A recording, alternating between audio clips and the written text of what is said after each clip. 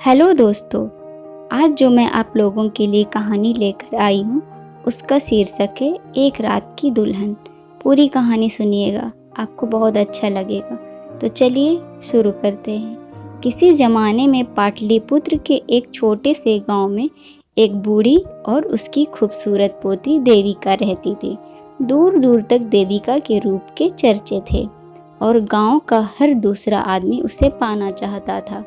उसके रूप और जवानी से खेलना चाहता था, पर कोई भी देविका से शादी नहीं करना चाहता था क्योंकि वो नीची जाति की थी। आए दिन कोई न कोई उसकी मजबूरी का फ़ायदा उठाकर उसे हमबिस्तर करने की नापाक कोशिश करता, पर आज तक कोई कामयाब नहीं हो पाया।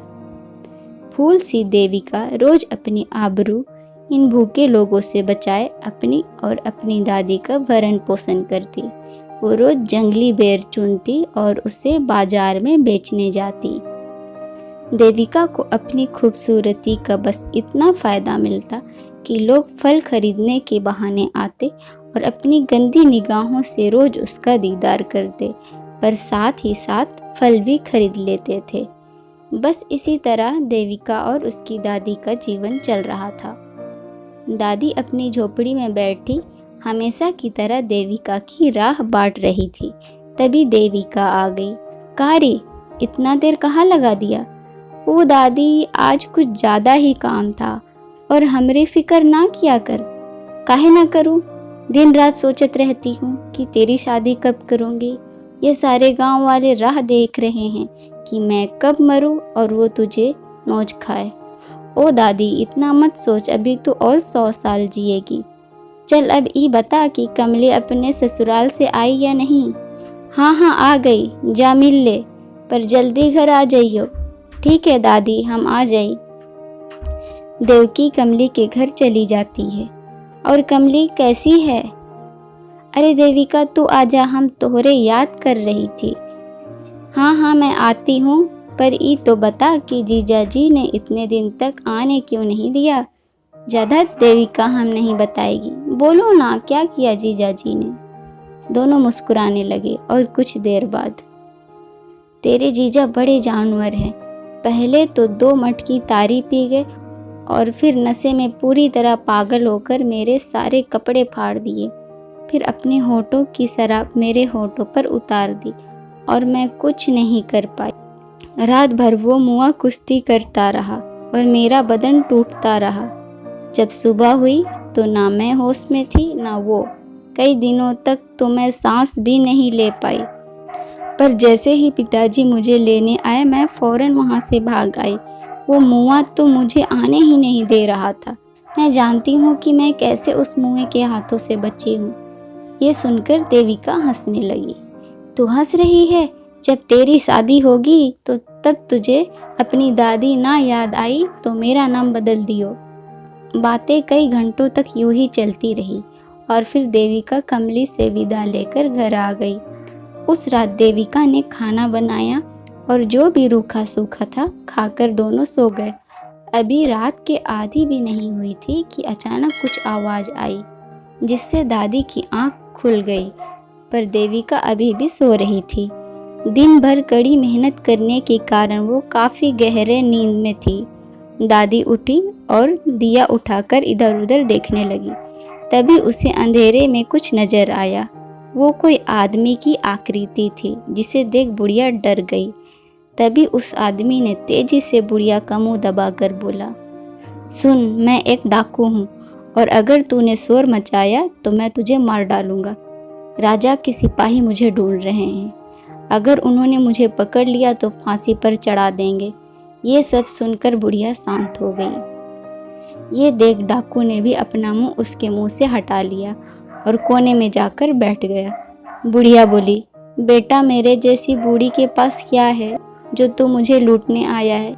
ये सुन डाकू बोला कि राजा के हाथ लगा तो वो मुझे मार देगा, इसलिए मैं भागा भागा फिर रहा हूँ। पर अब मैं थक चुका हूँ भागते भागते, ना जाने कब मारा जाऊं। तभी डाकू की नज़र दूसरी तरफ गई, जहां देविका सो रही थी। उसका रूप देखकर डाकू का मन और दिल दोनों मचल उठा उसे सुनहरे सपने नजर आने लगे। उसके मन से मौत का डर निकल गया। उसने देविका की ओर इशारा करके बुढ़िया से पूछा, वो कौन है? बुढ़िया कुछ सोच कर बोली, वो मेरी पोती देविका है। डाकू कुछ देर सोच कर बोला, मुझे तुम्हारी पोती से शादी करनी है।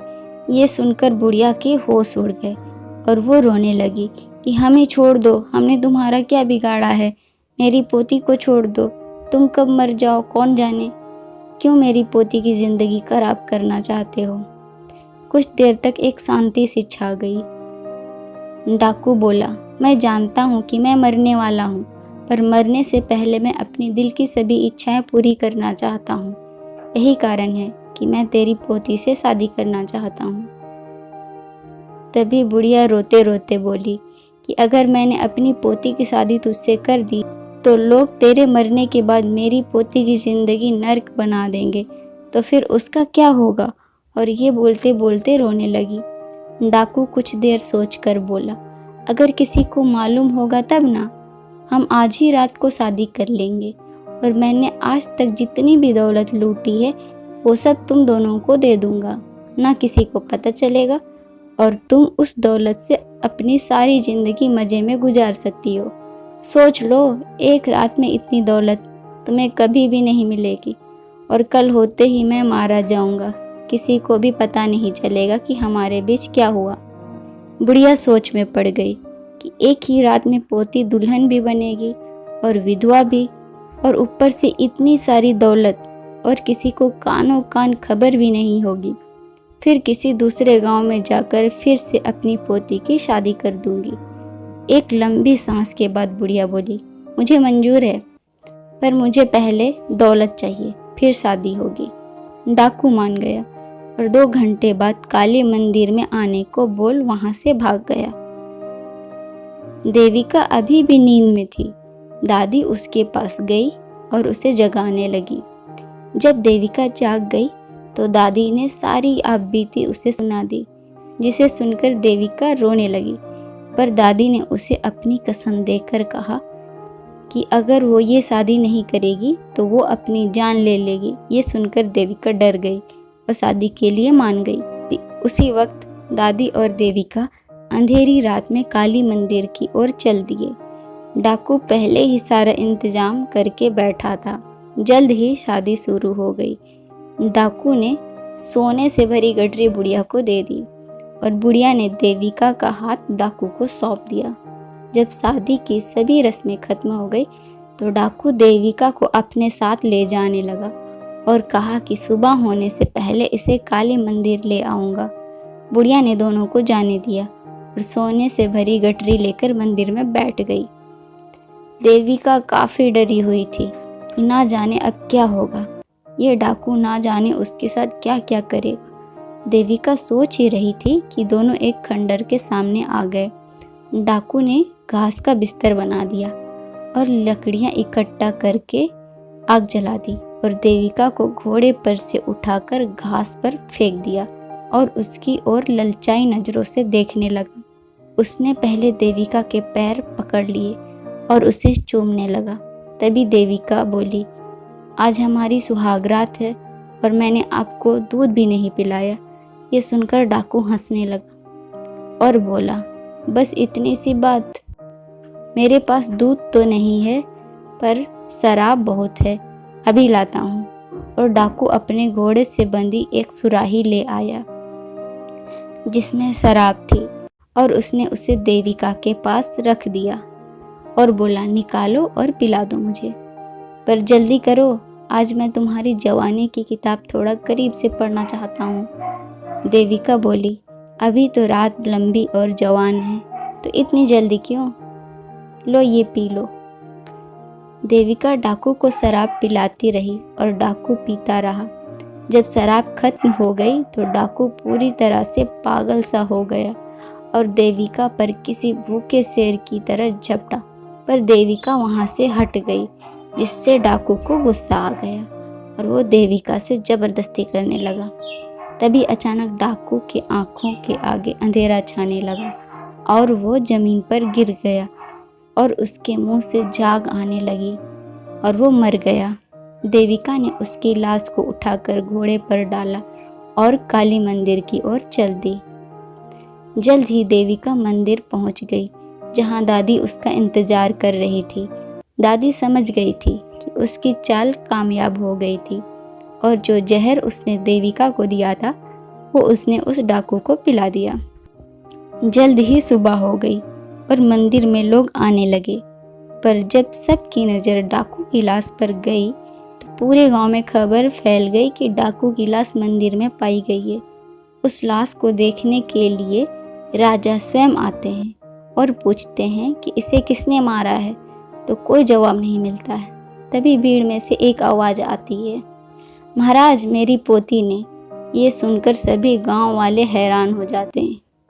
राजा उन दोनों को आगे बुलाते हैं और सारा हाल बयान करने को कहते हैं। तो बुढ़िया बोलती है, महाराज मैं और मेरी पोती सुबह मंदिर में आए तो इस डाकू ने हम पर हमला कर दिया, पर मेरी पोती डरी नहीं और माँ काली का त्रिशूल लेकर इसके सीने में उतार दिया। ये सुनकर राजा बहुत खुश हुए और देविका को बधाई दी। साथ ही साथ उससे विवाह का प्रस्ताव भी रखा, जिसे देविका ने स्वीकार कर लिया। जल्द ही देविका की शादी राजा से हो गई और वो खुशी खुशी अपनी दादी के साथ रहने लगी। किसी को कभी पता भी नहीं चला कि उस रात को क्या हुआ। ये राज तो सिर्फ वो एक रात की दुल्हन ही जानती थी।